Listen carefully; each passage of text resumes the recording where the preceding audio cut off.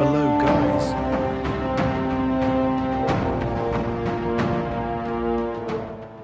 उत्तर प्रदेश के मेरठ जिले में कपसाड़ गांव में एक दलित महिला सुनीता की हत्या और उसकी बेटी रूबी के किडनैपिंग के मामले में सनसनीखेज खुलासा हुआ है, जिसकी गुत्थी अब लगभग खुल चुकी है। अब तक इस केस में ऐसा लग रहा था कि दलित मां को मारा गया और उसकी बेटी को किडनैप कर लिया गया, लेकिन अब जो खुलासा हुआ है उसे सुनने के बाद आप भी अपना माथा पकड़ लेंगे। आपको इस केस से जुड़ी हर एक डिटेल बताएंगे। उससे पहले कपसाड़ गांव के लोगों का गुस्सा 7वें आसमान पर है और इस केस की गंभीरता जान लीजिए। आप इस केस की गंभीरता इसी बात से अंदाजा लगा सकते हैं कि खुद को दलितों का मसीहा मानने वाले नगीना सांसद चंद्रशेखर आजाद सड़कों पर दौड़ने लगे, क्योंकि घटना स्थल यानी मेरठ के उस गांव में जाने से उन्हें रोक दिया गया जहां ये पूरा हत्याकांड हुआ। हालांकि सांसद चंद्रशेखर रुके नहीं, बाइक पर सवार हुए, पुलिस से झड़प भी हुई और उन्हें सड़कों पर दौड़ना पड़ा। हालांकि उन्हें घटना स्थल तक पहुंचने नहीं दिया गया।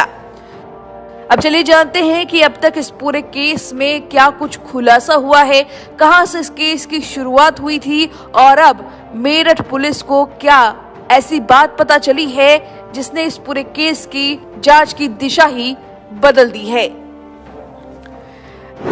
तारीख 8 जनवरी 2026 की सर्द सुबह करीब 8 बजे सुनीता अपनी 21 साल की बेटी रूबी के साथ रोज की तरह खेत में गन्ना काटने जाती है।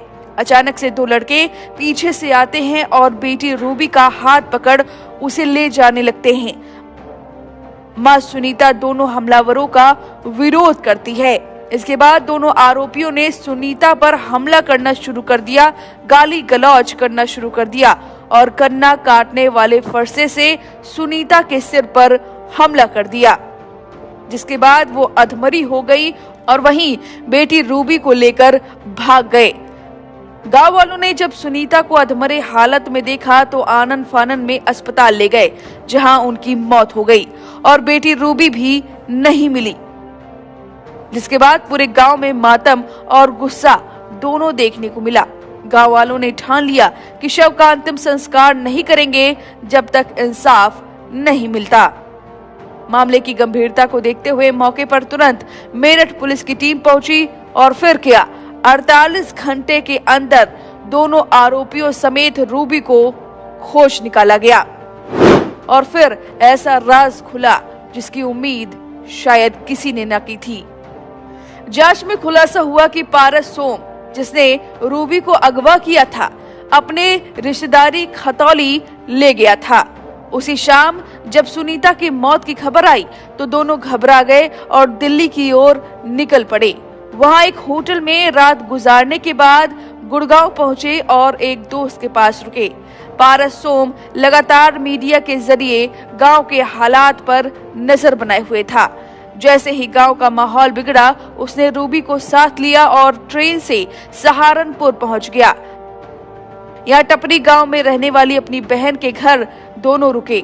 शुक्रवार की रात वहीं बिताने के बाद शनिवार को हरिद्वार जाने की तैयारी की गई। इसी दौरान ट्रेन में पारस सोम ने छोला छाप राजेंद्र से अपने परिवार के हालत की जानकारी ली।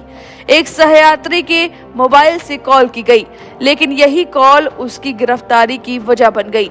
पुलिस ने मौके पर ही पारस सोम को दबोच लिया। पुलिस कस्टडी में पारस सोम ने दावा किया कि रूबी से उसका 3 साल पुराना प्रेम संबंध था, जो कॉलेज के दिनों से शुरू हुआ था। उसने बताया कि दोनों ने मिलकर घर से भागने का फैसला लिया था, क्योंकि परिवार रूबी की शादी कहीं और तय कर चुका था। हालांकि सुनीता के विरोध दौरान हालात बेकाबू हो गए और हाथापाई में फरसे से हमला किया गया।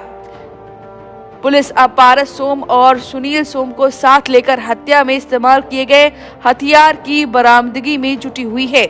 दोनों आरोपियों को रविवार को कोर्ट में पेश कर जेल भेजा जाएगा।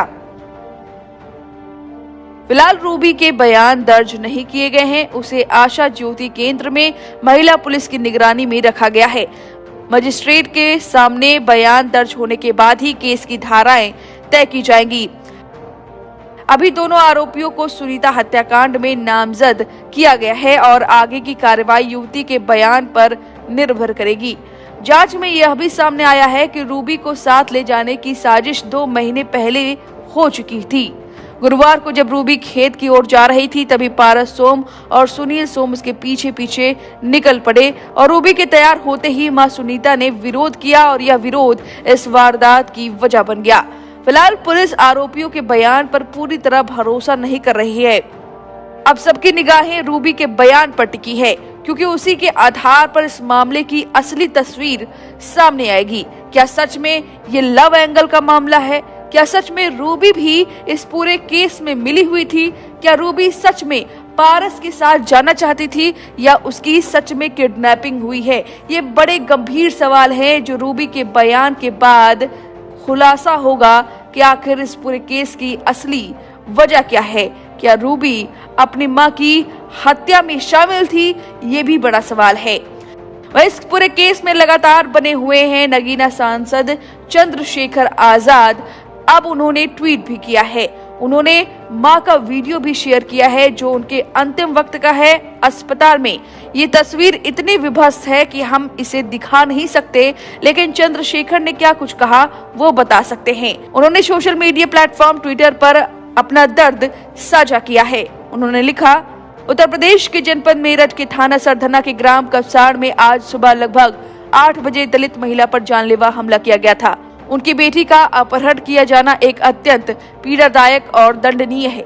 दलित महिला और उनकी बेटी खेत के गन्ने में छुलाई के लिए गई थी और इसी दौरान जाट आतंकवादियों द्वारा रास्ता रोककर बेटी का जबरन अपहरण करने का प्रयास किया गया। विरोध करने पर पीड़िता मां के साथ जाति सूचक शब्दों का प्रयोग करते हुए गाली गलौज की गई और फरसे से सिर पर जानलेवा हमला किया गया, जिससे वे मौके पर ही बेहोश हो गई।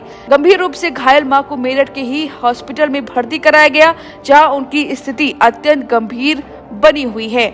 हम प्रकृति से प्रार्थना करते हैं कि वे शीघ्र स्वस्थ हों। इस घटना के बाद आतंकवादी बेटी का अपहरण कर फरार हो गए, जो कानून व्यवस्था पर गंभीर प्रश्न खड़े करता है। यह घटना केवल एक आपराधिक कृत्य नहीं बल्कि बहुजन समाज के विरुद्ध जातिगत हिंसा और महिलाओं की असुरक्षा के प्रति अपराध का भयावह उदाहरण है। हम उत्तर प्रदेश सरकार से मांग करते हैं कि जाट आतंकियों की तत्काल गिरफ्तारी की जाए। SC/ST अत्याचार निवारण अधिनियम सहित सख्त धाराओं में मुकदमा दर्ज हो। अपहरण बेटी की शीघ्र और सुरक्षित बरामदगी सुनिश्चित की जाए। पीड़ित परिवार को सरकारी सुरक्षा, उचित मुआवजा और न्याय प्रदान किया जाए। आपको बता दें कि पीड़ित परिवार को 10 लाख रुपए दिए गए हैं और इसके बाद अंतिम संस्कार के लिए घर वाले मान गए। आधी रात सुनीता का अंतिम संस्कार किया गया। अब रूबी मिल गई है। देखना होगा कि अपने बयान से इस पूरे केस को कौन सा एंगल देती है। फिलहाल इस पूरे खुलासे पर आपकी क्या राय है? हमें कमेंट करके अपनी राय जरूर दें।